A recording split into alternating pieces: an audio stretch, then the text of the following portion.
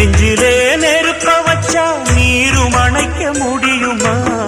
கண்ணிலே முள்ளு தைச்சா இமயம் மூட முடியுமா? பாரத கதையும் கூட பழியில் முடிஞ்ச காவியந்தான்.